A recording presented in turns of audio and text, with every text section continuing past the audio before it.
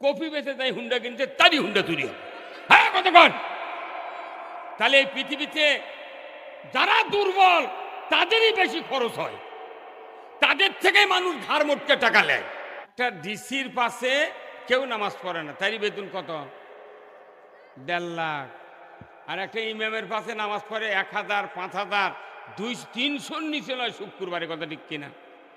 তার বেতন 500 টাকা। অথচ এই হাফিজিয়া মাদ্রাসা, কওমি মাদ্রাসা, দুটো গ্রুপ আছে না?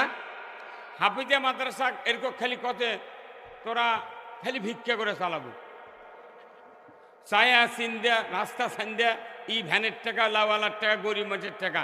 কোনোদিন দেখেছেন কোন ডিসি রাস্তাতে যাবার লেগে গাড়ি চিন্তা 500 টাকা লোড দিয়েছে? দেয়নি। কোনো ডিসির হুন্ডা চুরি হয় না, কোনো ওসির হুন্ডা চুরি হয় না। হুন্ডা চুরি হয় কপি বেচে তাই হুন্ডা কিনছে, তারই হুন্ডা চুরি হবে। হ্যাঁ কতক্ষণ?